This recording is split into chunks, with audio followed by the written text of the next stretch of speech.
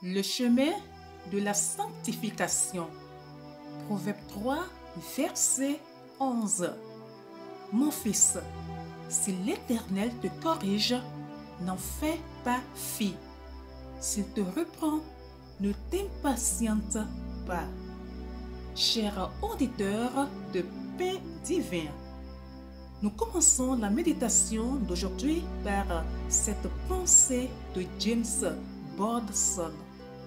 La discipline et l'amour ne sont pas antinomiques.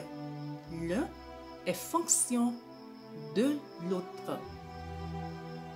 L'offense est notre réaction naturelle à la réprimande, qu'elle provienne d'autrui ou de Dieu. Personne n'a le droit de nous dicter notre conduite, sauf Dieu, bien sûr. Mais nous pensons qu'il est toujours de notre côté. Quand il nous réprimande au travers d'autres personnes, nous répliquons que notre relation avec lui est personnelle et qu'elles n'ont pas à se mêler de nos affaires. Quand il nous corrige au travers des circonstances, nous nous écrions « Pourquoi ?» sans penser qu'il cherche peut-être à changer notre cœur. Telle est la nature humaine. Nous fuyons toute forme de gêne ou de peine.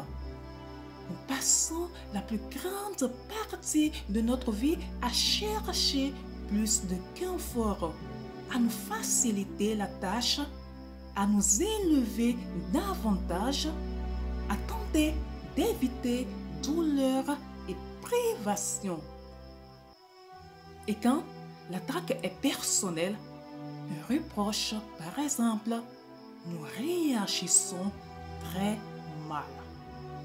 Il nous arrive de mettre fin à notre amitié avec ceux qui nous rappellent nos défaillances, malgré leur effort pour le faire avec douceur. Nous privilégions le confort superficiel. Mais les disciples de Christ ne peuvent se permettre une telle attitude. Nous étions de vils pécheurs et sommes appelés à vivre un enfant rattaché de Dieu. Pourquoi alors nous étonner?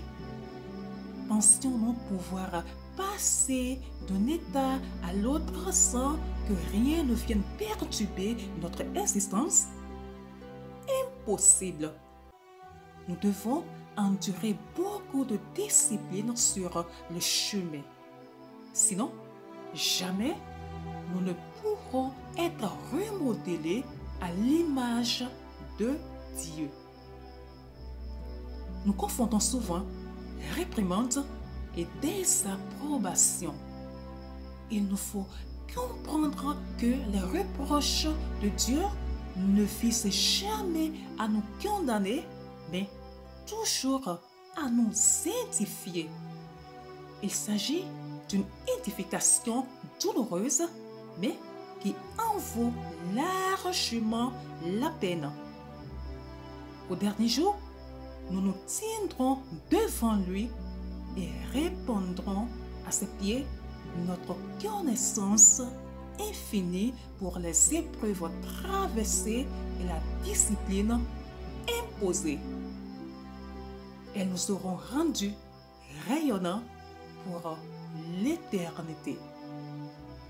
Chers bien-aimés, les souffrances ici-bas en vue des bénédictions là-haut, voilà le projet que Dieu nous propose. Coopérez quand vient la discipline et remerciez-le pour tout ce qu'elle annonce. Très bonne méditation à vous. Shalom!